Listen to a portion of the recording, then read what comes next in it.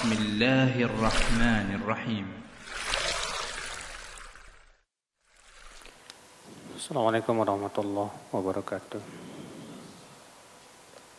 Innal hamdalillah nahmaduhu wa nasta'inuhu wa nastaghfiruh wa na'udzu billahi min shururi anfusina wa min sayyiati a'malina. Man yahdihillahu fala mudilla lahu wa man yudlil fala hadiya lahu. Asyhadu an la ilaha illallah wahdahu la syarika lah wa asyhadu anna Muhammadan abduhu wa rasuluh.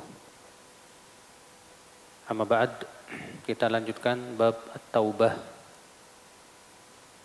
Qala al-ulama, Imam An-Nawawi rahimahullah berkata, para ulama mengatakan at-taubatu wajibatun min kulli dzambin. Taubat itu wajib dari setiap dosa. Fa in kanatil ma'siyatu bainal 'abdi wa bainallahi ta'ala la tata'allaqu bihaqqin adamiyyin falaha thalathatu syurutin.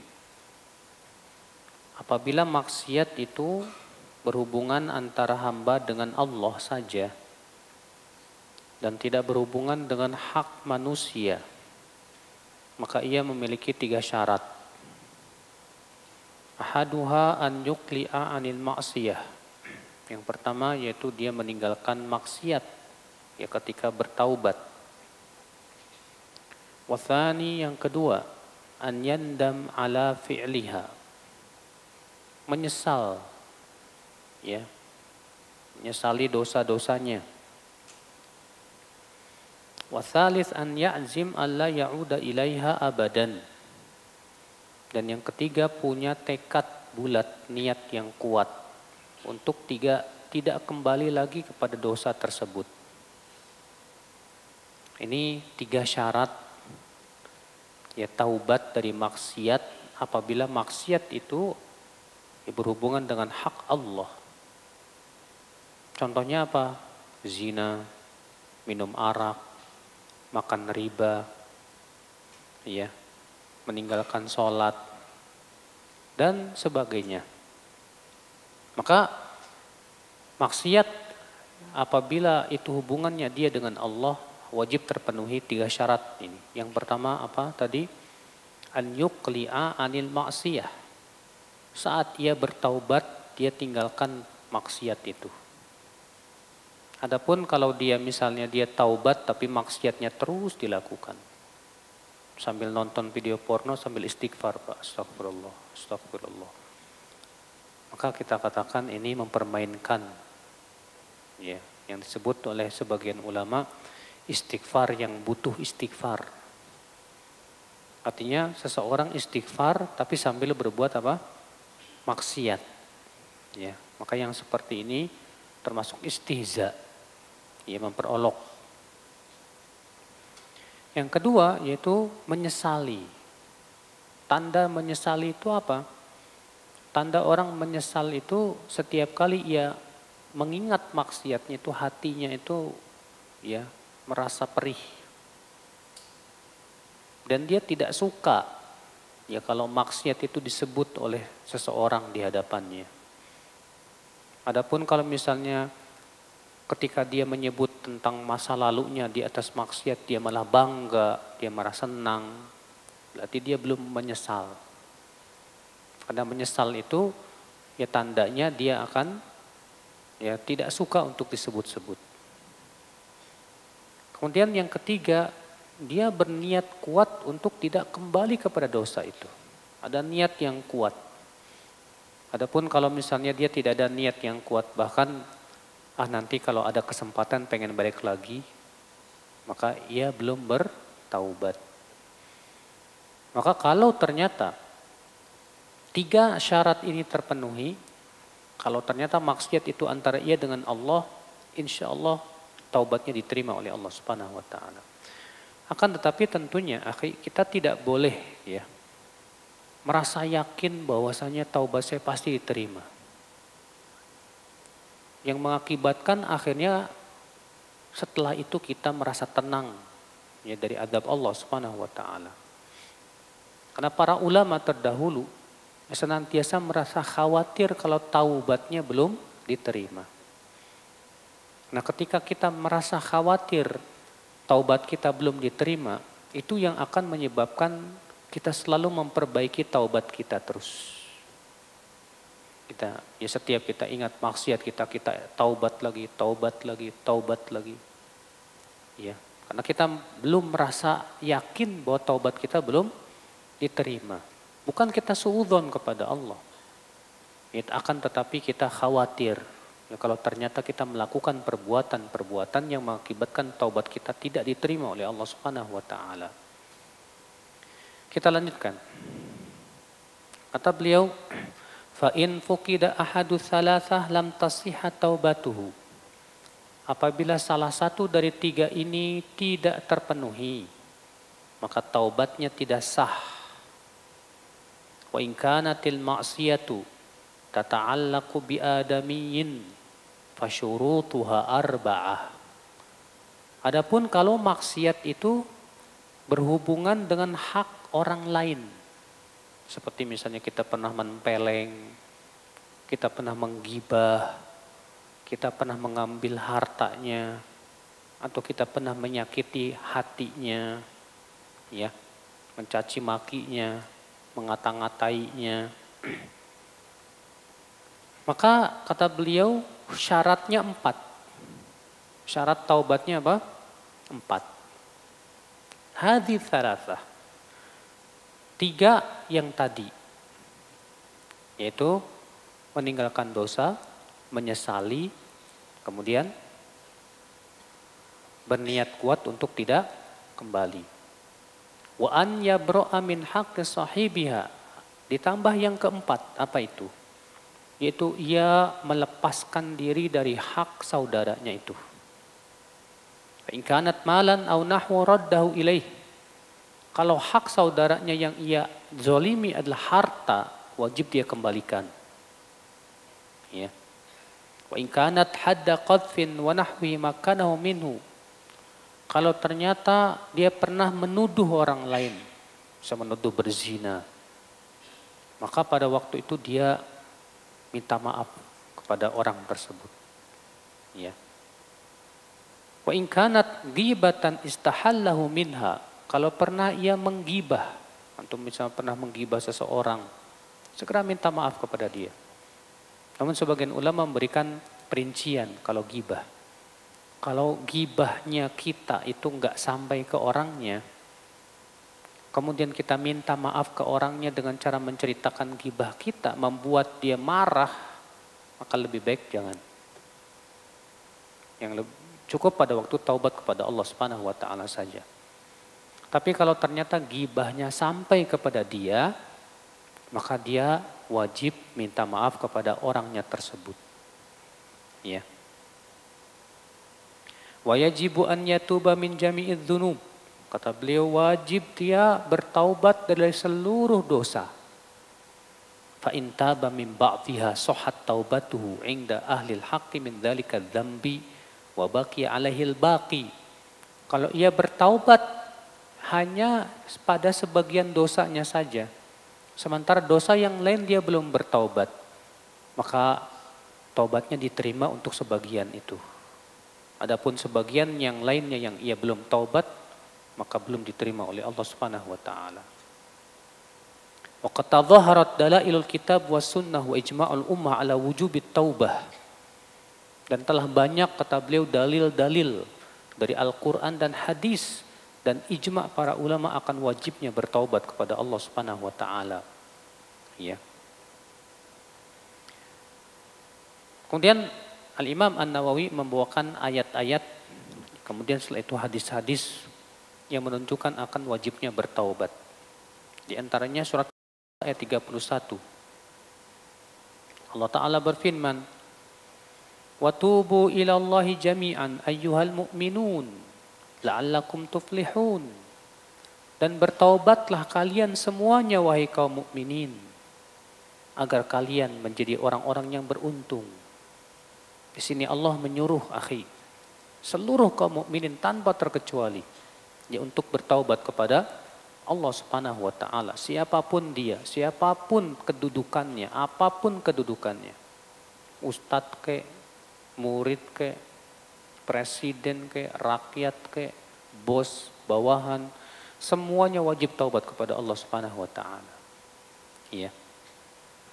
Wa qala ta'ala, Allah juga berfirman dalam surat Hud ayat 3. Wa anistaghfiru rabbakum thumma tubu ilaih. Dan hendaklah kalian istighfar, minta ampun kepada Allah. Dan bertaubatlah kalian kepada Allah Subhanahu wa taala. Ya, di sini Allah menyuruh, Pak, agar kita banyak istighfar dan taubat kepada Allah. Allah juga berfirman dalam surat At-Tahrim ayat 8. Ya ayyuhalladzina amanu tubu ilallahi taubatan nasuha. Wahai orang-orang yang beriman, bertaubatlah kepada Allah dengan taubat yang nasuh. Ya, para ulama berbeda pendapat. Ya, apa yang dimaksud dengan taubat nasuh? Itu menjadi 28 pendapat. Bayangkan ya. Akan tetapi ya, kata Syekh Salim bin Id al-Hilali, wa ma'aluha ila syai'in wahidin yatadhamman thalathata asya. Dari 28 pendapat itu sebetulnya kembali kepada satu makna yang mencakup 3 perkara. Al-awwal, yang pertama, ta'mim jami'idz dzunub wastighraqiha. Bihaitsu la tada'u dzamban illa tanawalatu wala khati'ah illa atat 'alaiha. Bahwa taubat nasuha itu mencakup salah satu dari 3 atau ketiga-tiganya. Yang pertama, itu bertaubat dari seluruh dosa. Yang besar maupun yang kecil. Semuanya. Sebagaimana Rasulullah SAW ya, berdoa kepada Allah, Allahumma gfir li dzambi kullah. Ya. Diqqahu wa jullah. Awwalahu wa akhirah. Sirrahu ala niyatah. Ya Allah, ampuni dosaku seluruhnya. Baik yang kecil maupun yang besar. Baik yang awal maupun yang akhir. Baik yang tersembunyi maupun yang terlihat. Maka Nabi SAW minta ampun kepada Allah tentang seluruh dosa-dosanya. Ini yang pertama. Yang kedua, ijma'ul azm wasidq bikulliyatihi 'alaiha. Bihaitsu la yabqa indahu taraddudun wala talawumun wala intidharun. Yaitu betul-betul jujur taubatnya kepada Allah. Ya, bukan karena keterpaksaan. Ya, dia benar-benar jujur dari hati yang paling dalam, dia taubat kepada Allah Subhanahu wa taala. Ini yang kedua daripada makna taubat nasuh. Asalis, yang ketiga, takhlisuha minasyawaib al-gharibah wal ilal al-qadihah fi ikhlasiha. Itu berusaha membersihkan taubatnya itu, Pak, dari kotoran-kotoran yang bisa merusak keikhlasan taubat. Ya. Ada orang taubat ternyata taubatnya itu tidak ikhlas karena Allah. Taubatnya hanya ingin disebut ikhwan hijrah. Taubatnya ternyata hanya ngetren saja. Taubatnya itu ternyata hanya ada tujuan duniawi yang diharapkan. Maka kalau ternyata taubatnya tidak ikhlas seperti itu, berarti belum bertaubat dengan taubat yang nasuh. Ya. Kemudian di sini beliau akan membawakan hadis, kita masuk hadis 13. An Abi Hurairah radhiyallahu anhu qala, sami'tu Rasulullah sallallahu alaihi wasallam yaqul, wallahi inni la astaghfirullah wa atubu ilaihi fil yaumi akthar min 70 marrah. Rahul Bukhari. Dari Abu Hurairah, semoga Allah meridhoinya, ia berkata, aku mendengar Rasulullah SAW bersabda, demi Allah, sesungguhnya aku istighfar minta ampun kepada Allah dan taubat kepada Allah dalam satu harinya itu lebih dari 70 kali. Lebih dari berapa kali? 70 kali. Hadis 14 juga sama. Wa anil Aghar bin Yasar al-Muzani radhiyallahu anhu qala Rasulullah SAW, ya ayuhan nas, tubu ilallah wastaghfiruh, fa inni atubu fil yaumi mi'ata marrah. Hai manusia, bertaubatlah kalian semuanya kepada Allah dan minta ampun kepada Allah. Karena aku setiap harinya bertaubat itu 100 kali. Dari kalangan Muslim. Taib akhi, dari hadis ini kita ambil faidah. Ya. Yaitu bahwa Nabi SAW yang sudah dijamin masuk surga saja, itu taubat dan istighfarnya setiap hari lebih dari 70 kali, Pak. Bahkan 100 kali. Bagaimana dengan kita? Nah, yang jadi pertanyaan, bagaimana Rasulullah SAW setiap hari taubatnya itu 100 kali? Bukankah Nabi SAW itu maksum? Tahu nggak maksum? Maksum itu artinya terpelihara dari apa? Kesalahan. Loh, Nabi kan terpelihara dari kesalahan. Lantas kenapa Nabi SAW sampai setiap harinya istighfar dan taubat 100 kali? Kata Syekh Salim, la iskala fi dzalik. Ya. Ini tidak masalah. Kenapa? Karena para nabi itu orang yang paling kuat ibadahnya kepada Allah Subhanahu wa taala. Ya. Maka fahum daibuna fi syukrihi mu'tarifuna lahu bitaksir. Mereka itu selalu bersyukur kepada Allah, tapi mereka merasa belum full atau pol gitu dalam ibadah kepada Allah Subhanahu wa taala. Mereka merasa masih kurang dalam melaksanakan hak Allah Subhanahu wa taala. Ya. Makanya akhul Islam azan ya Allah wa iyakum ya. Para nabi itu tidak pernah merasa dirinya sudah hebat sudah ibadahnya. Walaupun ibadahnya luar biasa, tapi mereka selalu merasa kurang. Makanya mereka istighfar kepada Allah Subhanahu wa taala.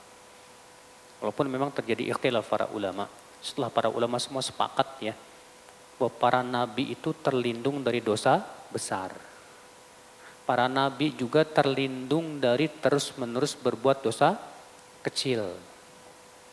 Adapun kalau nabi jatuh kepada kesalahan, mungkin tidak. Mungkin.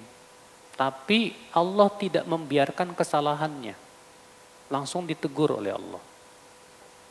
Karena ada beberapa ayat yang Allah menegur langsung Rasulullah Sallallahu Alaihi Wasallam. Contoh misalnya surat apa? Abasa wa tawalla an ja'ahul a'ma wa ma yudrika la'allahu yazakka. Di sini Allah menegur Rasulullah SAW yang bermuka masam terhadap Ibnu Ummi Maktum yang buta. Ya. Contoh lain, Allah berfirman, ya ayyuhan nabi lima tuharrimu ma ahallallahu lak. Wahai Nabi, kenapa kamu mengharamkan apa yang Allah halalkan untuk kamu? Di sini Allah menegur Rasulullah SAW yang mengharamkan atas dirinya madu. Ya. Atas apa adanya perbedaan riwayat tentang masalah itu. Makanya yang rajih, yang sahih bahwa Rasulullah SAW jatuh kepada kesalahan. Tapi kesalahannya tersebut Pak langsung ditegur oleh Allah. Maka mereka langsung istighfar kepada Allah Subhanahu wa taala. Ya. Tapi dari hadis ini kita ambil faedah yang kedua, jawazul qasam ala syai' ta'kidan lah. Bolehnya bersumpah untuk menguatkan ucapan kita. Bolehnya bersumpah untuk menguatkan ucapan kita. Bahwasanya yang kita ucapkan ini benar gitu loh. Boleh. Namun ingat ya, tidak boleh kita bermudah-mudahan dalam sumpah. Demi Allah, demi Allah, demi Allah. Ya, kecuali kalau memang sangat diperlukan. Faedah selanjutnya, haddul ummah ala taubati wal istighfar. Fa innahu ma'a kauni sallallahu alaihi wasallam ghufira lahu ma taqaddama min dhanbihi wa ma ta'akhkhara yastaghfirullah wa yatubu ilaih. Hadis ini memberikan anjuran yang sangat kepada umat Islam agar mereka senantiasa taubat dan istighfar kepada Allah, agar senantiasa mereka kembali kepada Allah. Ya. Maka kita berusaha menjadi orang yang banyak istighfar. Setiap hari banyak istighfar. Makanya Rasulullah mengatakan tuba liman wajada fi sahifati istighfaran katsira. Tuba, bahagialah bagi orang yang mendapatkan di buku catatan amalnya nanti di hari kiamat istighfar yang banyak. Jadi orang yang paling bahagia di hari kiamat itu, Pak, orang yang mendapatkan pada buku catatan amalnya apa? Banyak istighfar. Istighfar kepada Allah Subhanahu wa taala. Ya. Maka kita banyak ya istighfar kepada Allah, taubat kepada Allah Subhanahu wa taala. Faedah selanjutnya. Al-iktsar min al-istighfar wa taubah. Anjuran memperbanyak istighfar dan taubat. Fa innal 'abda la yanfaku an dzambin aw taqsir. Karena hamba itu tidak lepas dari dosa atau kekurangan. Ya. Banyak di antara kita di zaman ini terutama banyak orang yang taksir, Pak. Dalam ibadah itu kurang memperhatikan. Kekhusyuannya kurang diperhatikan. Ya, tumakninahnya kurang diperhatikan. Kita sholat seringkali tidak khusyuk, sering kita mikirnya kemana-mana. Maka kita minta ampun kepada Allah atas taksir kekurangan yang kita lakukan tersebut. Ya. Ikhwatul iman azani Allah wa iyyakum. Faedah selanjutnya, wujubut taubah 'alal a'yan. Bahwa wajibnya taubat itu adalah fardu ain. Seluruh manusia, fardu ain bukan fardu kifayah. Setiap mukmin, setiap muslim wajib taubat kepada Allah. Ya. Faedah selanjutnya al-ikhlas fit taubah syartun fi qabuliha. Bahwa syarat diterima taubat yaitu ikhlas. Dia taubatnya ikhlas, bukan mengharapkan apa-apa dari dunia. Faman taraka dzamban li ghairillah ka'an yatrukahu syuhan ala malihi aw li alla yu'ayyiruhun nas aw ajzan an iktirafi aw khofan minal khalqi la yakunu taiban bittifaq. Karena kata beliau, orang yang meninggalkan dosa dan dia tinggalkan dosa itu bukan karena Allah. Contoh misalnya dia tinggalkan dosa supaya tidak diejek orang-orang, supaya enggak dibully orang. Ya. Maka pada waktu itu dia belum bertaubat kepada Allah Subhanahu wa taala. Ya. Faedah selanjutnya, hadis selanjutnya, wa an Abi Hamzah Anas bin Malik al-Ansari khadimi Rasulullah sallallahu alaihi wasallam.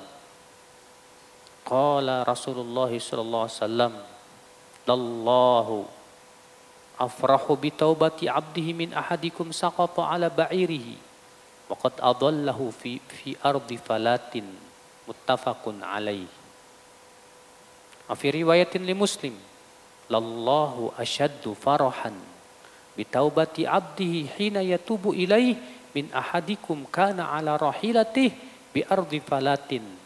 Fanfalatat minhu wa 'alaiha ta'amuhu wa syarabuhu fa aisa minha fa ata syajaratan fattaja'a fi dhilliha wa qad aisa min rahilati fa bainama huwa kadzalik idh huwa biha qa'imatun indah fa akhadha bi khitamiha thumma qala min shiddatil farah Allahumma anta 'abdi wa ana rabbuk akhta'a min shiddatil farah.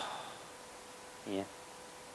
Rasulullah SAW bersabda, Allah lebih bergembira dengan taubatnya seorang hamba dari seseorang dari kalian yang kehilangan untanya sementara ia telah tersesat di padang pasir. Dalam riwayat Bukhari dan Muslim, dan dalam riwayat Muslim, Allah lebih gembira dengan taubat hambanya saat ia taubat kepada Allah dari seseorang dari kalian yang tadinya bersama untanya yang penuh makanan dan minuman di padang pasir. Lalu kemudian untanya itu pergi entah kemana, lari. Sementara makanan dan minumannya dibawa oleh unta tersebut. Fa'isa minha, lalu ia pun merasa putus asa untuk bisa mendapatkan untanya. Lalu ia mendatangi pohon. Ia pun berbaling di bawah pohon tersebut siap-siap mau mati. Ya. Dia sudah putus asa sudah. Ketika sedang dia berbaring di bawah pohon itu, tiba-tiba untanya ada lagi di sampingnya kembali. Dia berdiri. Maka orang ini langsung memegang pelana unta tersebut. Saking gembiranya orang ini berkata, "Ya Allah, aku Tuhanmu, engkau hambaku." Saking apa? Gembiranya sampai salah ngomongnya, Mbak. Kata Rasulullah apa? Allah lebih gembira daripada orang itu. Ketika melihat hambanya yang bertaubat. Masya Allah. Luar biasa. Dari hadis ini kita ambil faidah. Kata Syekh Salim, itsbatu sifatil farah lillah. Penetapan sifat gembira bagi Allah. Bahwa Allah disifati dengan gembira. Tapi ingat, akhi, gembiranya Allah tidak mungkin sama dengan gembiranya apa? Makhluk. Jangan dipikirin pakai akal kita. Gak mungkin bisa kepikiran. Ya. Maka kewajiban kita imani saja bahwa Allah punya sifat apa? Gembira. Bagaimana caranya? Hanya Allah yang tahu. Laisa kamitsli syai'un wa huwas samiul basir. Allah tidak serupa dengan apapun dan Allah mendengar lagi maha melihat. Dan tidak boleh kita ya palingkan maknanya. Oh, maksudnya gembira itu begini-begini. Oh, enggak.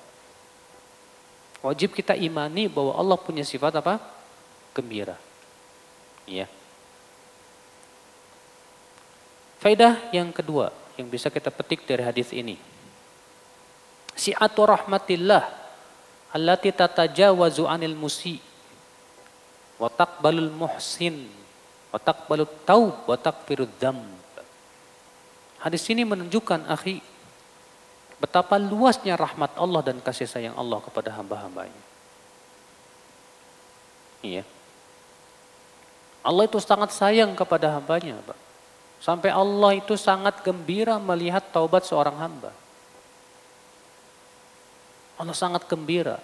Kenapa? Karena Allah sangat sayang kepada hamba-hambanya. Tapi yang tidak sayang itu kita sendiri, Pak. Allah lebih sayang kepada kita daripada ya seorang ibu yang sangat sayang kepada anak satu-satunya. Tapi kita enggak sayang sama diri kita. Yang menjerumuskan diri kita kepada neraka ya kita sendiri. Makanya Allah mengatakan, in ahsantum li anfusikum wa in asatum falaha. Kalau kalian berbuat baik, kebaikan itu untuk keuntungan kalian sendiri. Kalau kalian berbuat buruk, maka keburukan itu untuk kerugian kamu sendiri.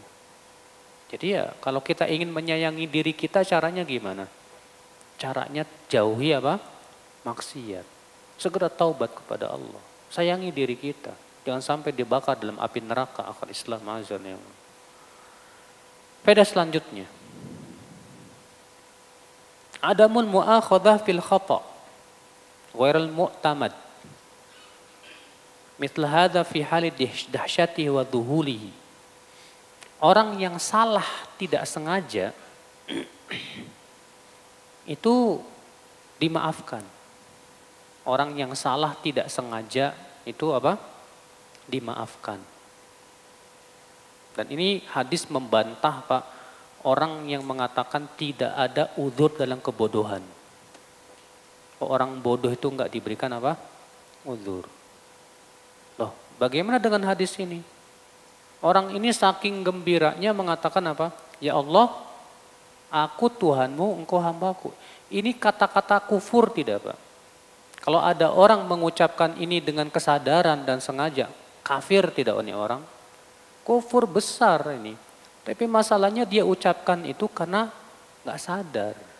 Dia lakukan itu karena tidak sengaja. Dan orang bodoh itu kata para ulama sama dengan apa?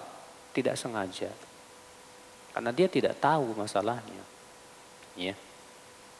Karena itu akal Islam azani Allah wa yakum, ya. Bahwa orang yang salah tidak sengaja itu dimaafkan. Tapi kalau misalnya kesalahannya itu berhubungan dengan hak manusia, tetap wajib ganti. Misalnya antum nggak sengaja ya nyenggol gelas punya teman antum, akhirnya pecah. Ya antum nggak dosa, tapi antum wajib apa? Ganti. Ya tetap ya. Faedah selanjutnya, man rakana ila ma siwallah yaqta'u bihi ahwaj ma yakunu ilaih. Orang yang hatinya bersandar kepada selain Allah, orang yang hatinya bersandar kepada selain Allah, seringkali sesuatu tersebut akan meninggalkan kita di saat kita butuh. Pak. Lihat, orang ini di padang pasir, bersamanya untanya yang penuh makanan dan minuman. Dan hatinya takut kehilangan unta tersebut, ya kan? Karena di unta itu merupakan sumber makanan dan minuman dia, ya kan? Nah, orang ini hatinya sangat bersandar kepada unta.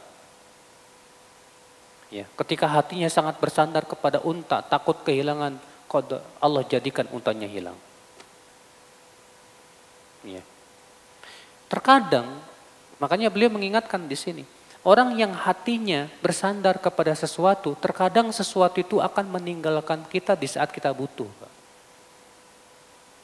Maka dari itulah kewajiban kita, jangan kita menyandarkan diri kita kepada siapapun selain Allah.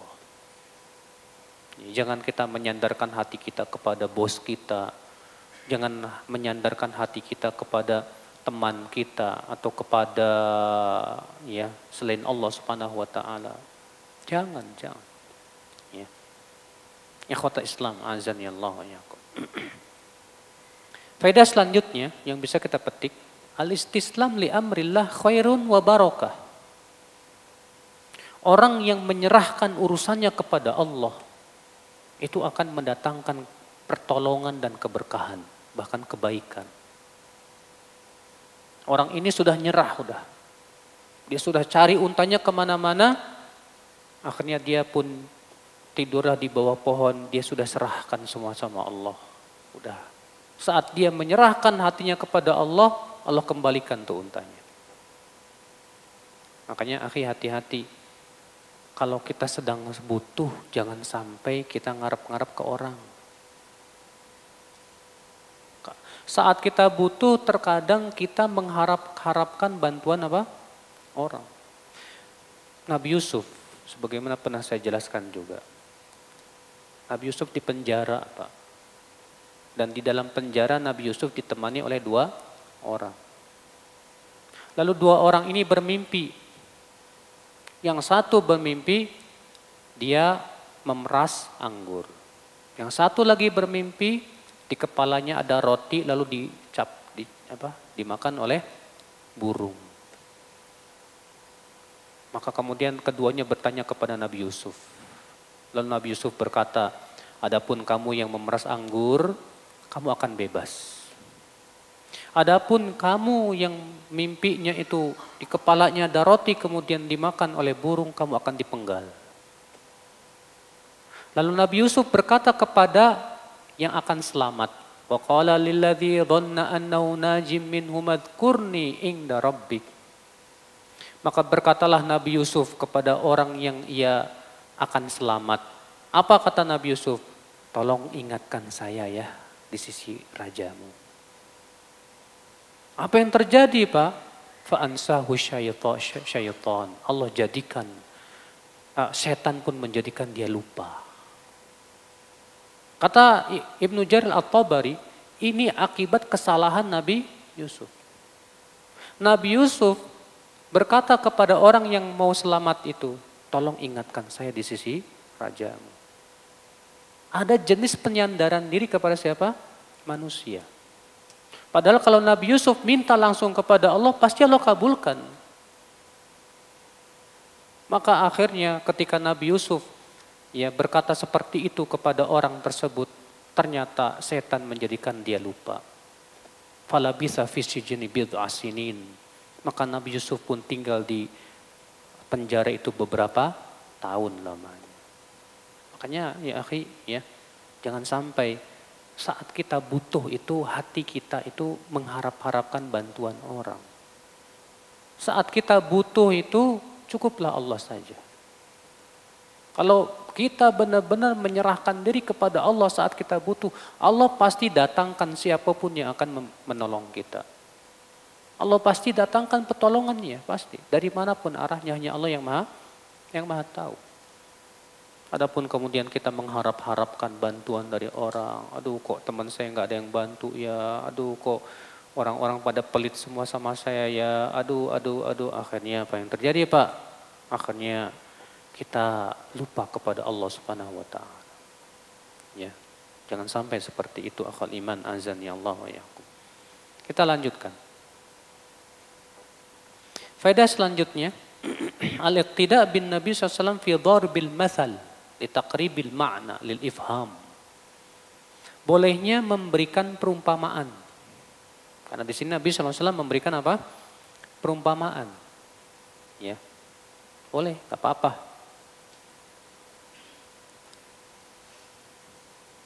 Faedah selanjutnya al-haddu ala muhasabatin nafs. Anjuran untuk muhasabah. Apa sih muhasabah itu, Pak? Muhasabah itu menghitung dosa-dosa diri kita sendiri. Iya. Gimana caranya muhasabah, Pak? Kalau zaman sekarang kan orang bikin muhasabah bareng-bareng. Di akhir tahun misalnya. Atau di malam minggu kumpul di masjid. Dia mabit, malam bid'ah. Katanya muhasabah bareng-bareng. Kita katakan ini muhasabah yang butuh muhasabah, Mas. Karena muhasabah itu, Pak, tujuannya untuk meluruskan amal ibadah kita. Makanya Ibnu Qayyim rahimahullah menyebutkan muhasabah itu tempatnya di dua tempat. Ya. Tempat yang pertama sebelum beramal dan tempat yang kedua setelah beramal. Sebelum beramal kita muhasabah. Saya sudah ikhlas belum? Pertama. Yang kedua, sudah belum amalan kita yang akan kita lakukan ini sesuai dengan tuntunan Rasulullah SAW. Kalau sudah yakin ikhlas, sudah yakin sesuai dengan syariat Rasulullah, silahkan lakukan. Tempat yang kedua kata Ibnu Qayyim, setelah beramal. Setelah selesai beramal kita muhasabah lagi. Tadi amalan saya kemasukan riya enggak ya? Waduh, tadi saya sholat kok enggak khusyuk ya? Pikiran saya kemana-mana. Istighfar kepada Allah. Makanya kata Ibnu Qayyim, ini diantara rahasia kenapa Rasulullah setelah selesai sholat itu istighfar. Rasulullah setelah selesai sholat mengucapkan apa? Astagfirullah, astagfirullah, astagfirullah. Loh kok habis sholat istighfar? Emang sholat dosa? Bukan. Akan tetapi kita minta ampun kepada Allah karena kekurangan yang ada pada sholat kita tersebut. Iya. Nah ini Pak, jadi muhasabah itu tempatnya di situ. Sebelum beramal dan setelah apa? Beramal. Amalan apapun yang kita mau lakukan muhasabah dulu. Antum mau nikah lagi, muhasabah lah. Jangan cuma semangatnya doang, pengen poligami ya. Sementara kemampuan kagak ada, nikah aja masih takut sama istri pertama, ya. Saya kok nikah diam-diam ya nggak ketahuan istri pertama. Nah itu antum belum muhasabah. Kenapa antum diam-diam? Jawabnya masih takut saya. Kalau masih takut nggak boleh. Ya. Mana ada Rasulullah nikah lagi diam-diam. Makanya muhasabah dulu lah. Kalau nggak muhasabah ini terkadang akibatnya buruk, Pak. Ya, apapun yang kita melakukan muhasabah dulu. Segera kita periksa, ya. Nah itu. Baik, hadis yang ke-16. Wa an Abi Musa Abdullah bin Qais al-Ash'ari radhiyallahu anin Nabi sallallahu alaihi wasallam qala Inna Allah Ta'ala yabsutu yadahu bil-laili liyatuba musii'un nahar wa yabsutu yadahu bin-nahari liyatuba musii'ul lail hatta tatlu asy-syamsu min maghribiha rawahu Muslimun.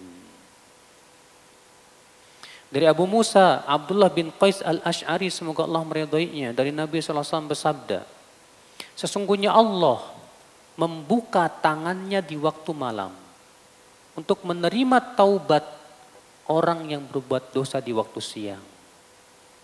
Dan Allah membuka tangannya di waktu siang untuk menerima taubat orang yang berbuat dosa di waktu malam sampai matahari terbit dari barat. Dari kalangan Muslim. Hadis ini akhi kita ambil faidah. Itsbatu sifatil yad lillah. Penetapan sifat tangan bagi Allah. Wajib kita yakini Pak, Allah punya tangan. Tapi tangan Allah tidak sama dengan tangan apa? Makhluknya, enggak sama. Wajib diingani Pak, diimani bahwa Allah punya dua tangan. Allah berfirman, bal yadahu mabsutatan yunfiqu kaifa yasha. Justru dua tangan Allah itu terbuka. Berarti Allah punya dua tangan. Dan disebutkan dalam hadis, wakil tayadaihi yamin, dan dua tangan Allah itu kanan. Antum jangan mikirin ya dengan akal pikiran kanan semua gimana ini tangan. Kenapa? Karena kiri itu identik dengan yang kotor. Sedangkan Allah tidak identik dengan yang kotor. Makanya Rasulullah mengatakan dua tangan Allah kanan. Dan wajib diyakini bahwa Allah memiliki jari jemari. Disebutkan dalam hadis, inna qulubal ibad baina asbi'aini min asabi'ir rahman. Hatinya para hamba itu berada di antara dua jari jemari Allah. Allah berarti punya jari tidak Pak? Punya. Disebutkan dalam hadis riwayat Muslim, ada orang Yahudi datang kepada Rasulullah dan berkata, wahai Muhammad, kami menemukan di dalam Taurat, nanti di hari kiamat Allah akan menyimpan air di satu jari, tanah di satu jari, pepohonan di satu jari. Maka mendengar itu Rasulullah tertawa membenarkan. Berarti Allah punya jari jemari. Tapi jarinya Allah kayak gimana? Jangan dipikirin Pak. Wajib kita imani Allah punya tangan Allah dua, dan Allah punya jari jemari. Tapi jangan disamakan dengan jari kita. Jangan disamakan dengan tangan kita. Hanya Allah yang Maha tahu. Bagaimana bentuknya hanya Allah yang Maha tahu. Ya, sebab kalau antum pikirin aja gimana tangan Allah, susah Pak. Udah nggak usah jauh-jauh lah.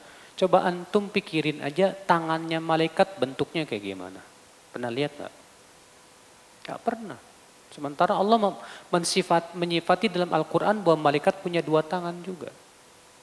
Dan kita nggak pernah melihat bagaimana bentuk tangan malaikat, hanya Allah yang Maha tahu. Wallahu a'lam. Imani saja. Ya. Faedah selanjutnya. Min syuruti qabulit taubah an takuna fi halati tamakkun. Di antara syarat diterimanya taubat yaitu di waktu yang masih diterima padanya taubat. Ya. Itu selama matahari belum terbit dari barat. Sebab kalau matahari sudah terbit di waktu barat, enggak diterima taubat. Enggak diterima lagi. Orang-orang yang baru beriman di saat itu tidak diterima keimanannya. Sebab disebutkan dalam hadis ya, ketika matahari terbit dari barat kata Rasulullah, semua manusia beriman. Tapi keimanan mereka tidak diterima oleh Allah lagi. Iya. Hadis berikutnya, wa an Abi Hurairah radhiyallahu anhu qala Qala Rasulullah sallallahu alaihi wasallam, "Man taba qabla an tatlu'a asy-syamsu min maghribiha taballahu alaihi." Rawahu Muslimun. Rasulullah SAW sabda, siapa yang bertaubat kepada Allah sebelum matahari terbit dari barat, Allah akan terima taubatnya. Diriwayatkan oleh Imam Muslim. Hadis ini menunjukkan, Pak, bahwa semua dosa kalau kita taubat pasti diampuni. Ya. Allah pasti terima taubat kita kalau kita memang bertaubat.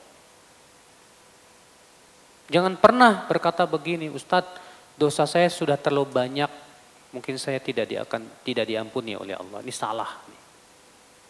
Ingat, sebanyak apapun dosa kita, kalau kita taubat dengan taubat yang sungguh-sungguh, pasti Allah terima. Makanya Allah mengatakan, "Qul li'ibadiyalladzina asrafu ala anfusihim la taqnatu min rahmatillah." Katakan kepada hamba-hambaku yang melampaui batas itu, jangan merasa putus asa dari rahmat Allah. Innallaha yaghfiru dzunuba jami'a. Sesungguhnya Allah mengampuni seluruh dosa.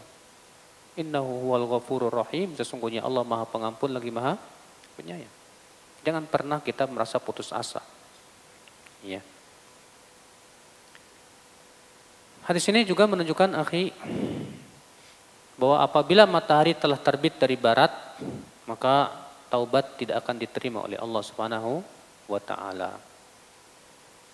Baik, kita masuk hadis berikutnya, hadis 18. Wa an Abi Abdurrahman Abdullah ibni Umar ibn Khattab radhiyallahu anhuma anin Nabi sallallahu alaihi wasallam qala, "Inna Allah azza wa jalla yaqbalu taubatal 'abdi ma lam yugharghir." Rawahu Tirmidzi wa qala haditsun hasan. Sesungguhnya Allah azza wa jalla masih menerima taubat seorang hamba selama belum gorgoroh. Gorgoroh itu selama belum roh kita belum sampai kemana? Tenggorokan. Ya. Saat kita sakaratul maut. Ya. Riwayat Tirmidzi. Hadis ini menunjukkan, akhi, ya, bahwa kalau nyawa sudah sampai tenggorokan, maka taubat sudah tidak diterima lagi. Maka kewajiban kita, akhi, segera kita bertaubat kepada Allah Subhanahu wa taala, ya, sebelum sakaratul maut tentunya, ya. Hadis 19.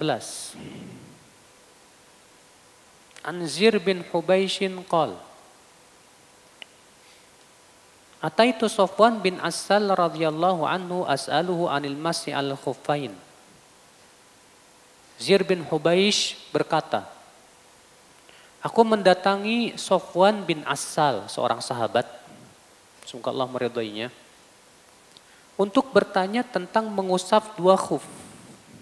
Faqala ma ja'a bika ya Zir. Lalu Sofwan berkata, hai Zir, apa tujuan kamu datang kemari? Ya. Fakultu ibtogha al-ilm. Zir berkata, aku datang karena mau cari ilmu.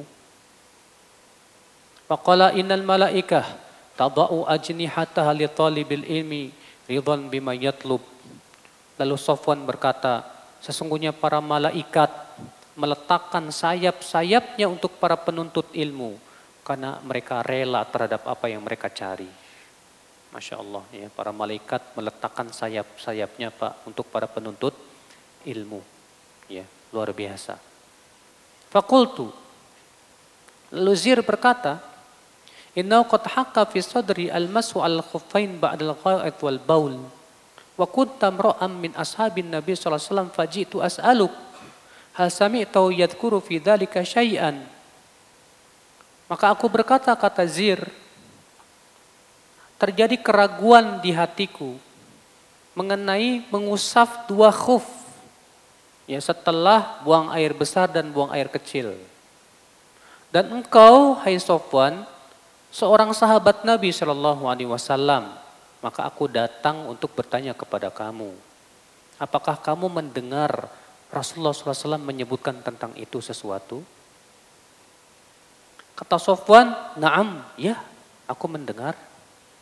Kana ya'muruna idza kunna safran aw musafirin alla nanzi'a khifafana thalathata ayyamin wa layaliyahunna illa min janabatin walakin min ghaitin wa baulin wa naumin. Rasulullah SAW dahulu memerintahkan kami apabila kami safar untuk tidak mencabut khuf kami selama 3 hari 3 malam. Kecuali kalau terkena janabat. Tapi kalau buang air kecil, buang air besar, tidur, tetap kami tidak mencabut khuf. Iya. Artinya kalau kita buang air besar, buang air kecil, tidur, tetap kita tidak perlu membuka apa? Khuf. Tapi kalau kita terkena janabah, junub, maka wajib membuka apa? Khuf. Iya. Kita lanjutkan. Fakultu. Lalu Zir berkata lagi. Hal sami'tahu yadhkuru fil hawa syai'an.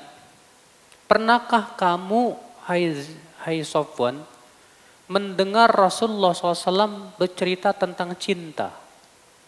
Menyebutkan tentang cinta. Ya.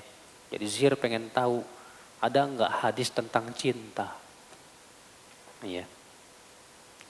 Qala na'am. Iya. Kunna ma'a Rasulullah SAW fi safar. Kami dahulu pernah bersama Rasulullah SAW dalam sebuah perjalanan. Fa'baina nahnu indahu idnadahu a'rabiyun bisautin lahu jahwari. Ketika kami sedang berada di sisi Rasulullah, tiba-tiba ada orang Arab Baduy memanggil dengan suara yang keras. Dia berkata, "Ya Muhammad." Fa'ajabahu Rasulullah SAW nahman min sauti ha'um. Maka Rasulullah SAW menjawab dengan suara yang keras juga. Ada apa? Iya, ha'um. Fakultu lahu, lalu aku berkata kepada orang Arab Baduy ini, "Waihak, ugdud min sauti, fa innaka indan Nabi sallallahu alaihi wasallam." Celaka kamu, rendahkan suara kamu itu, karena kamu di sisi Nabi sallallahu alaihi wasallam. Waqad nuhita an hadza, kamu dilarang mengeraskan suaramu di atas suara Nabi sallallahu alaihi wasallam. Dalam surat apa itu? Surat Al-Hujurat ayat 2. Allah mengatakan, "Ya ayyuhalladzina amanu la tarfa'u aswatakum fawqa sautin nabi wa la tajharu lahu bil qawli ka jahri ba'dikum li ba'din an tahbata a'malakum wa a'malukum wa antum la tash'urun." Hai orang-orang yang beriman, jangan kamu angkat suaramu di atas suara siapa? Rasulullah. Dan jangan kamu keraskan suaramu seperti kamu memanggil sebagian yang lainnya. Supaya Allah tidak batalkan amal kamu dalam keadaan kamu tidak merasakannya. Ya. Makanya di sini Sofwan menegur orang tersebut. Jangan kamu keraskan suara kamu. Kamu sudah dilarang oleh Allah Subhanahu wa taala tentang itu. Tapi masalahnya orang Arab Baduy enggak tahu, enggak paham. Ya. Faqala wallahi la aghdud. Kata orang Arab Baduy ini apa? Demi Allah saya tidak akan rendahkan suara saya. Ya, Baduy keras. Qala al-A'rabi, lalu orang Arab Baduy ini berkata, "Al-mar'u yuhibbul qaum wa lamma yalhaq bihim." Wahai Rasulullah, ada orang yang mencintai suatu kaum tapi dia tidak pernah bertemu dengan kaum itu, bagaimana ya Rasulullah? Iya. Maka Rasulullah SAW bersabda, "Al-mar'u ma'aman ahabba yaumal qiyamah."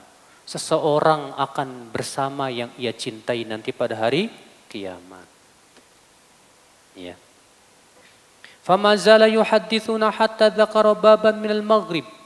Dan Rasulullah terus bercerita kepada kami sampai beliau menyebutkan sebuah pintu di arah barat.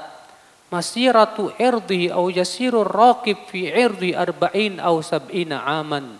Di mana lebarnya pintu itu ditempuh jarak 40 atau 70 tahun. Ya. Qala Sufyan ahadur ruwah. Salah satu perawi yang bernama Sufyan berkata, qibala Syam, pintu itu berada di arah Syam. Khalaqahu Allah Ta'ala yawma khalaqas samawati wal ard. Allah menciptakan pintu tersebut di hari Allah menciptakan langit dan bumi. Maftuhan litaubah, khusus untuk membuka pintu untuk taubat saja. Ya. La yughlaq, pintu itu tidak akan ditutup hatta tatlu asyamsu minhu, sampai matahari terbit darinya. Iya. Diriwayatkan Tirmidzi dan yang lainnya, dan Tirmidzi berkata hadis ini hasan sahih. Hadis ini sahih dengan jalan-jalannya. Taib akhi, dari hadis ini kita ambil faidah. Kata Syekh Salim, yang pertama yang bisa kita petik, at-targhib fi talabil ilm, anjuran untuk menuntut ilmu. Kenapa? Karena para malaikat, Pak, akan meletakkan sayap-sayapnya untuk para penuntut ilmu. Kenapa? Karena malaikat itu ridho kepada para penuntut ilmu itu. Makanya kita harus semangat menuntut ilmu itu, Pak. Cari ilmu itu harus lebih semangat daripada cari duit. Kalau kita cari duit semangat, masa cari ilmu nggak semangat? Duit nggak bakalan kita bawa sampai kemana? Kuburan. Sedangkan ilmu yang bermanfaat itu bisa kita bawa sampai kuburan, bahkan sampai hari kiamat. Makanya coba kita introspeksi, selama ini kita semangat menuntut ilmunya sama nggak dengan mencari duit? Kalau ternyata lebih semangat cari duit daripada menuntut ilmu, kita masih tertipu, Pak. Masih tertipu.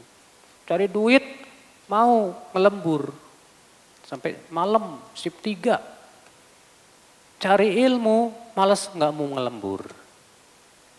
Oh, ini tertipu, Pak. Maka kita semangat ya, menuntut ilmu itu harus semangat, Pak. Sering menyemangati diri kita sendiri ya.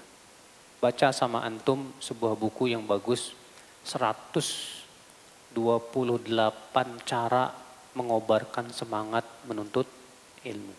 Untuk antum kalau baca buku itu insya Allah ya semangat menuntut ilmu antum berkobar terus insya Allah. Ya, jangan sampai akhi, kita ini lebih semangat beraksi daripada menuntut ilmu. Orang-orang yang bikin aksi itu selalu meledek para penuntut ilmu. Kalian menuntut ilmu terus, kapan aksinya? Kita katakan menuntut ilmu itu sendiri sudah aksi, Pak. Orang yang sibuk dengan menuntut ilmu, dia pembela Islam yang sebenarnya. Iya. Sekarang kan yang merusak Islam tuh banyak loh, Pak. Ya, iya tidak? Yang merusak Islam tuh dari orang liberal, dari orang-orang sesat pemikiran. Maka kalau kita menuntut ilmu dan semangat menuntut ilmu, kita yang mampu untuk membantah mereka. Dengan kita menuntut ilmu, kita tahu sikap yang seperti apa yang paling maslahat dan paling benar. Tapi kalau kita tidak menuntut ilmu, Pak, kita akan dominan oleh semangat. Semangat tanpa ilmu.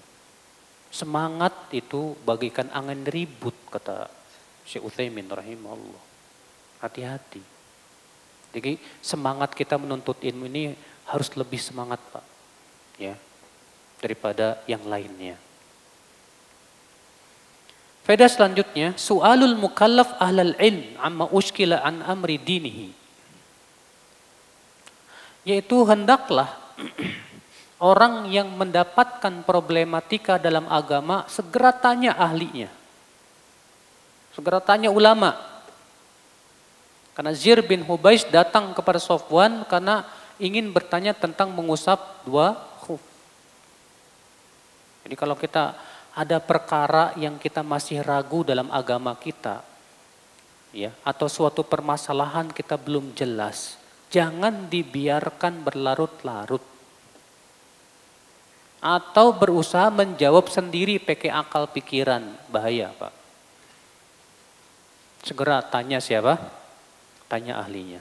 Allah berfirman, fas'alu ahla dzikri in kuntum la ta'lamun. Tanya ahlinya jika kamu tidak tahu. Ya. Jadi kalau kita ada problematika segera tanya ahlinya. Faedah selanjutnya. Mutalabatus sa'il alil alim an dalilihi. Awan nas am istidlalun wajtihaduhu wa 'alal alim alla yataharraj bin dzalik.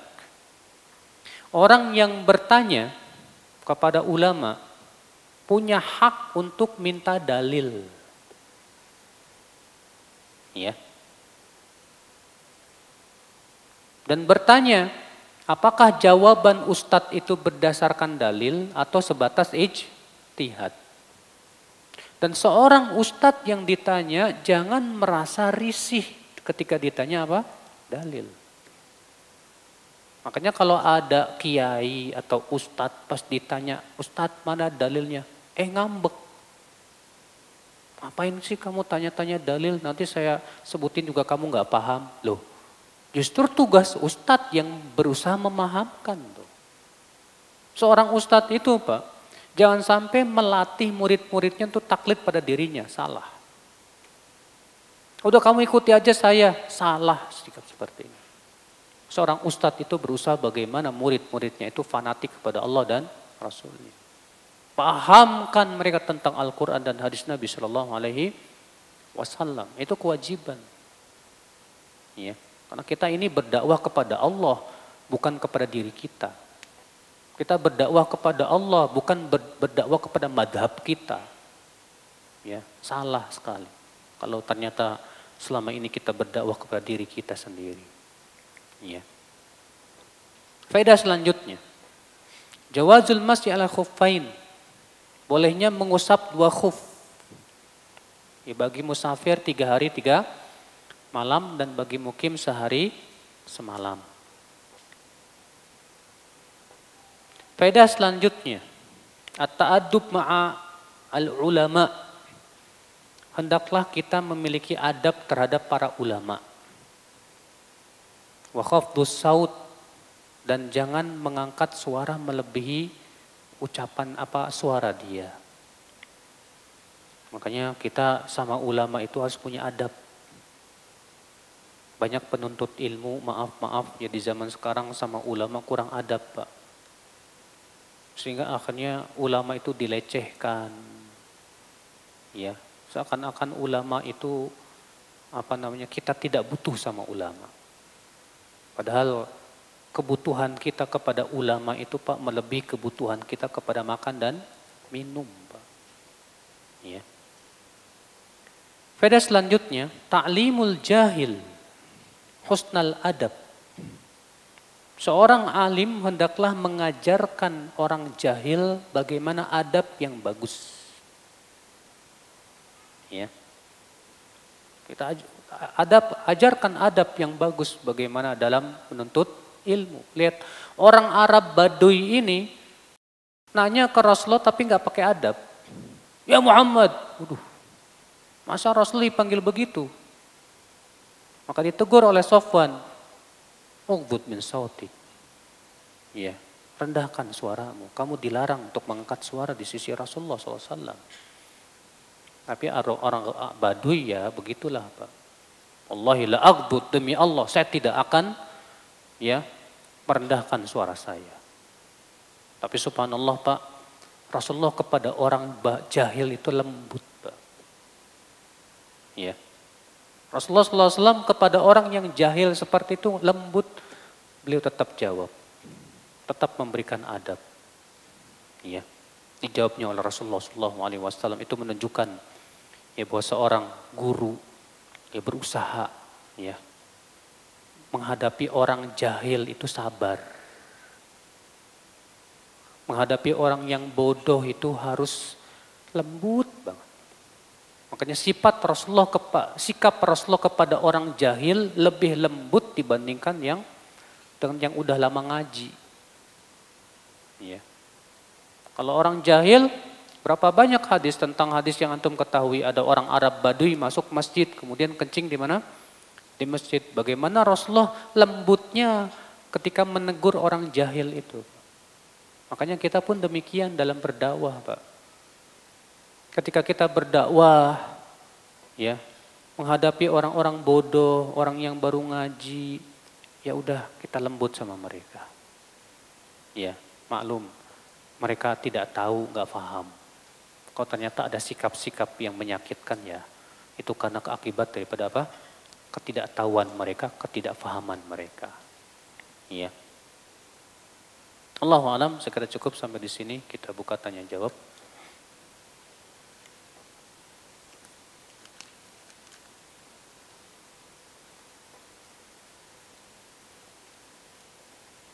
Bagaimana cara bertaubat dari dosa atau maksiat yang sering dilakukan?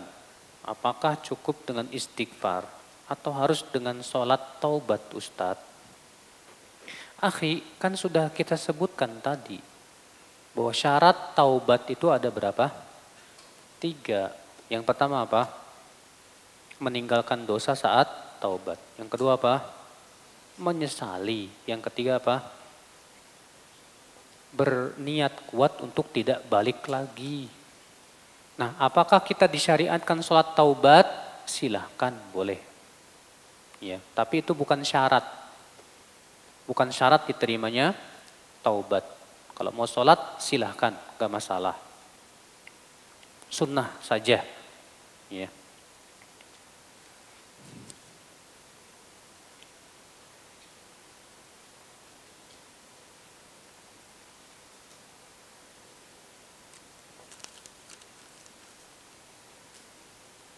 Syarat taubat sudah saya lakukan.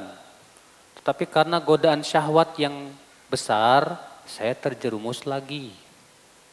Dan saya tobat lagi, terjerumus lagi. Tobat lagi, tobat lagi. Apa tobat saya terima, Ustaz? Akhi, siapa di antara kita setelah taubat tidak lagi berbuat dosa? Nggak ada kan? Nggak ada. Tapi seorang mukmin itu kata Rasulullah jangan sampai masuk ke lubang yang sama. Ya, maksiatnya itu lagi, dari kemarin itu lagi.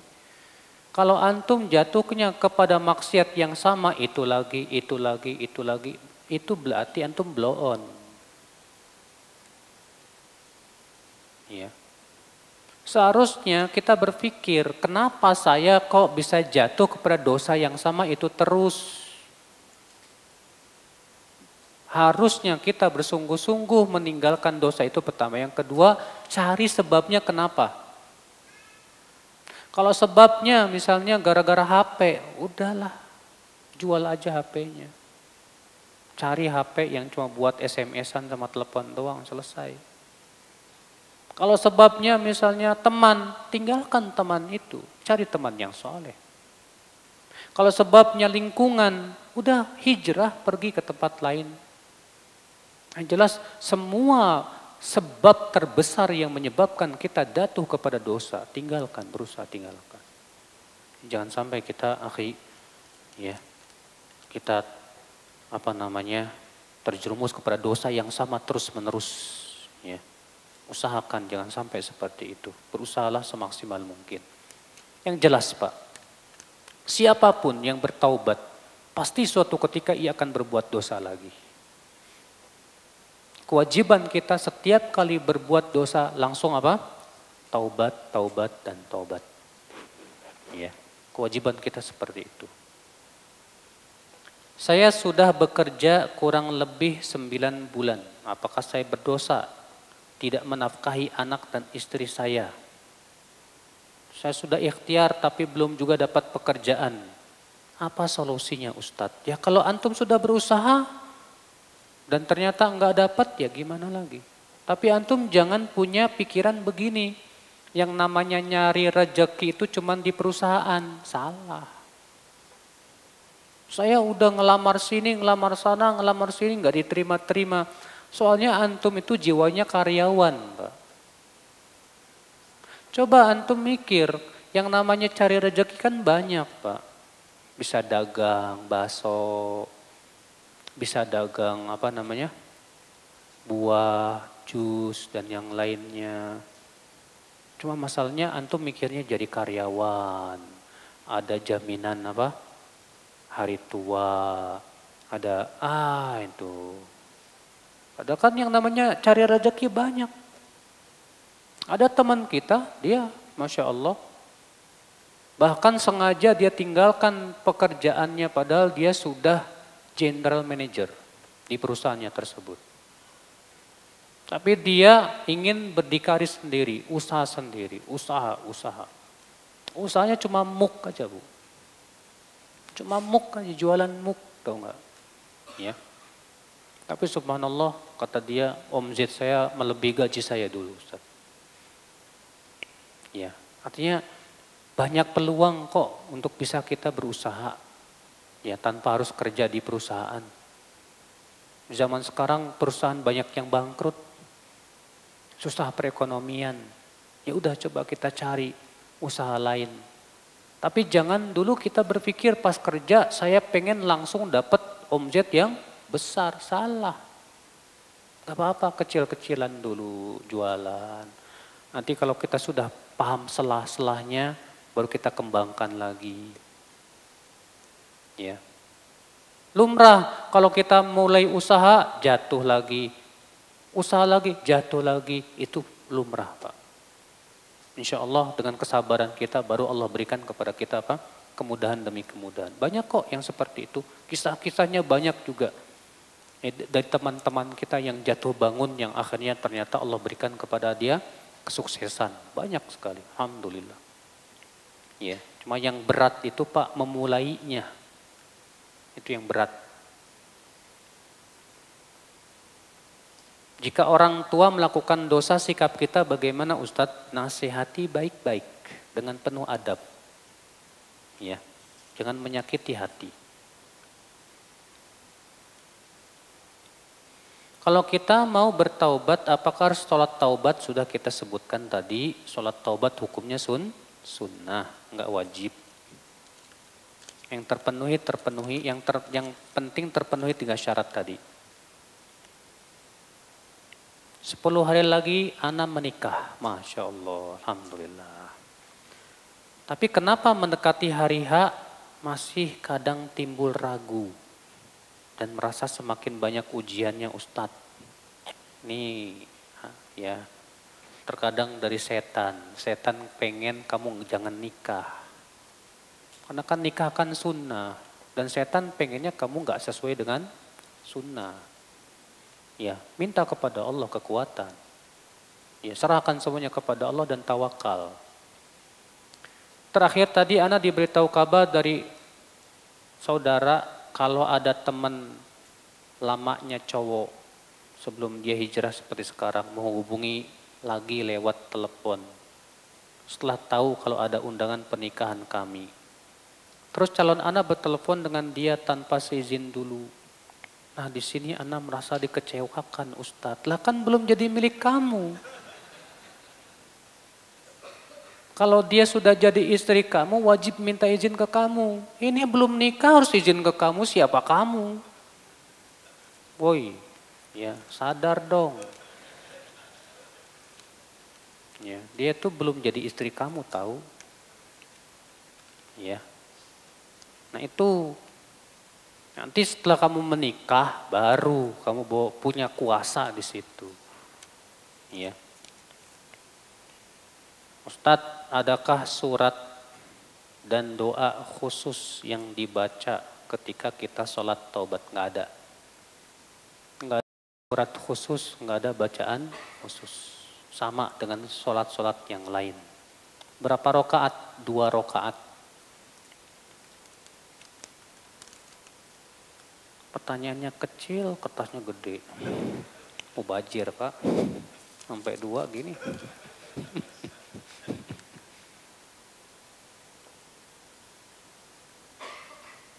Uban udah banyak, apa yang dilakukan Ustadz? Disemir. Ya. Sementara mewarnai rambut di zaman sekarang menyerupai kaum kufar. Salah antum nih. Justru mereka yang menyerupai Islam. Dan itu bukan syiar mereka. Yang namanya menyerupai itu kalau dilarang itu kalau itu jadi ciri orang kafir. Dan bukan ya, adapun kalau itu bukan ciri mereka, Nggak masalah, Pak. Nah sekarang kalau misalnya orang kafir berjenggot, kita cukur jenggot gitu. Salah besar. Kenapa? Karena uban itu termasuk syariat Allah. Menyemir uban. Maka kalau mereka orang kafir melakukan menyemir rambut misalnya, maka kita juga semir, nggak masalah. Kenapa? Karena ini sesuai dengan perintah Nabi SAW. Tapi masalahnya Pak, orang kafir itu warna rambutnya emang udah begitu biasanya. Dan semirnya juga buat gaya-gayaan saja. Adapun kita menyemirnya karena mengikuti apa? Sunnah Nabi SAW. Makanya para ulama mengatakan menyemir rambut itu hukumnya sunnah muakkadah. Sunnah yang sangat apa? Ditekankan. Tapi ingat, jauhi warna hitam. Gak boleh pakai warna apa? Hitam. Karena pakai warna hitam termasuk dosa besar. Ya. Jadi antum yang sudah banyak ubannya segera semir. Ya, terserah. Pokoknya jangan warna hitam deh. Mau hijau kek, mau merah kek, mau kuning kek. Asal jangan berwarna-warni aja Pak, merah, kuning, hijau.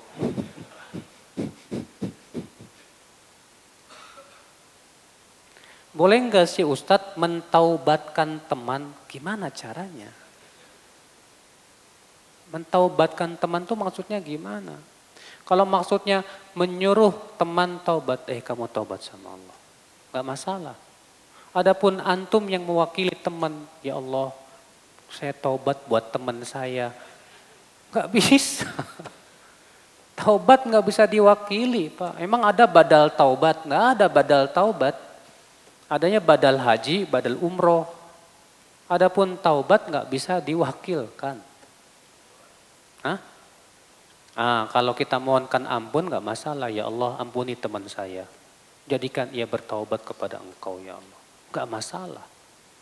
Ya. Adapun mentaubatkan maksudnya antum taubat untuk teman antum, ya gak bisa. Ya. Ini kayak orang Nasrani jadinya Pak.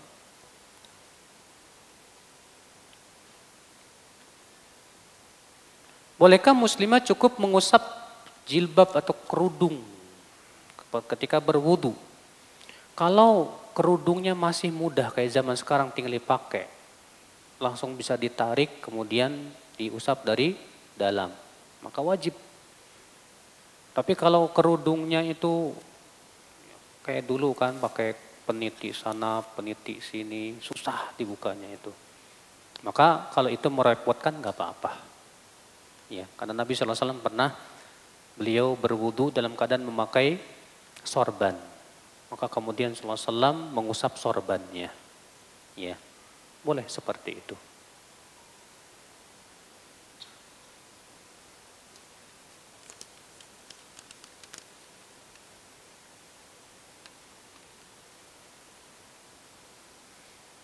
Bacaan taubat apa saja yang bisa kita amalkan dalam satu hari lebih dari 70 kali? Rasulullah SAW kan mengucapkan astagfirullah wa atubu ilaih 100 kali ya setiap hari. Itu kita ucapkan astagfirullah wa atubu ilaih setiap. Dan dalam satu riwayat disebutkan Rasulullah setelah selesai sholat duha mengucapkan rabbik firli wa tub alayya innaka antat tawwabur rahim 100 kali. Itu setelah sholat duha. Ya, rabbik firli wa tub alayya innaka antat tawwabur rahim 100 kali. Tidak senang melihat teman yang sudah lama ngaji, namun masih sering atau senang melakukan maksiat. Ini termasuk penyakit hati enggak? Bukan, ini iman. Kalau antum melihat teman antum udah ngaji tapi masih senang maksiat dan antum enggak senang, itu dari iman. Dan memang harus enggak suka. Bagaimana antum menyukai orang yang berbuat maksiat? Enggak boleh justru. Ya. Justru kewajiban kamu itu ingatkan dia. Ya, ingatkan, takut-takuti dia dengan api neraka. Kamu udah ngaji. Ya, ternyata kamu masih berbuat maksiat. Nah ini ingatkan sama antum. Doa apa yang dibaca Rasulullah SAW pada waktu bertaubat lebih dari 70 kali dan 100 kali tadi. Itu yang sudah saya sebutkan, astagfirullah wa atubu ilaih. Ya. Atau tadi setelah salat duha, Rabbik firli wa tub alayya innaka antat tawwabur rahim.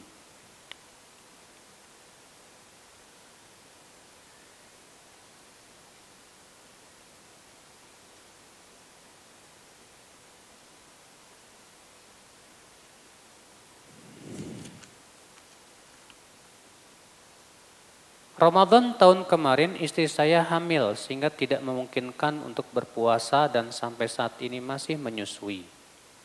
Bolehkah puasa Ramadan tahun yang lalu dibayar dengan fidyah? Kalau memang demikian, pendapat yang saya rojihkan, yang saya pilih untuk wanita hamil cukup bayar fidyah saja. Maka bayarkan fidyah untuk istrimu itu.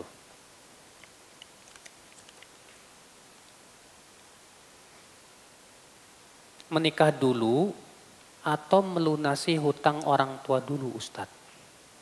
Bisa nggak antum gabungkan dua-duanya? Menikah sambil melunasi hutang orang tua. Kalau kamu nggak bisa, ya udah lunasi hutang orang tua. Kalau memang ternyata ya hutangnya tersebut melilit dia sehingga dikejar-kejar. Ya. Tapi kalau ternyata hutangnya masih bisa dicicil sedikit demi sedikit dan antum sambil bisa menikah, ya udah gabungkan aja dua-duanya. Itu lebih bagus, ya.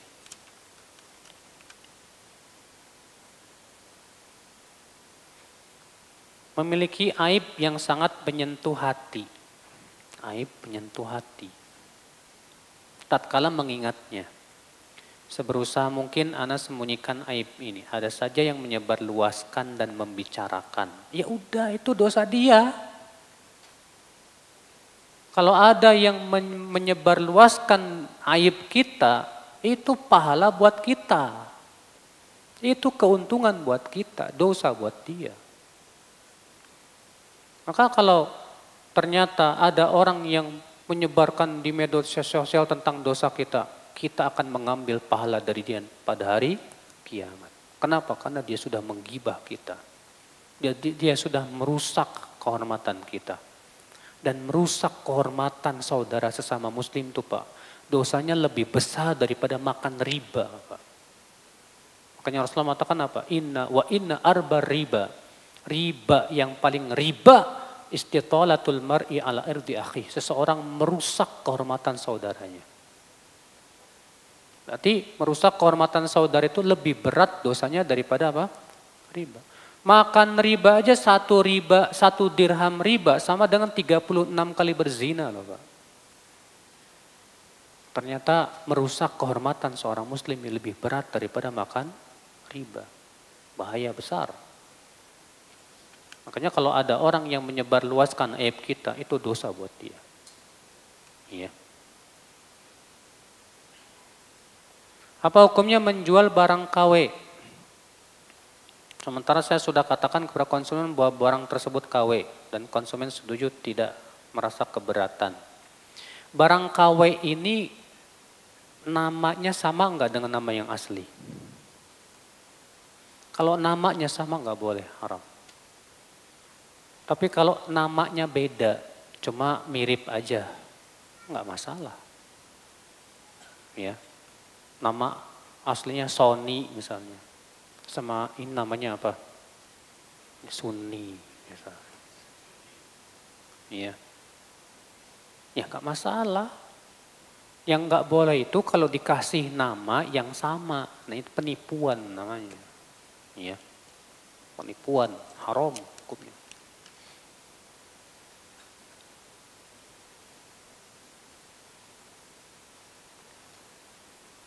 Istighfar dan sayyidul istighfar lebih mana Ustadz? Dua-duanya kita amalin.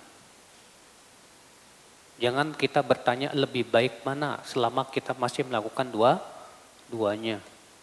Kita ucapkan sayyidul istighfar, kita juga memperbanyak apa? Istighfar. Allahu a'lam, semoga saya yang sampaikan bermanfaat. Subhanakallah bihamdik. Asyhadu an la ilaha illa anta astaghfiruka wa atubu ilaik. Assalamualaikum warahmatullahi wabarakatuh.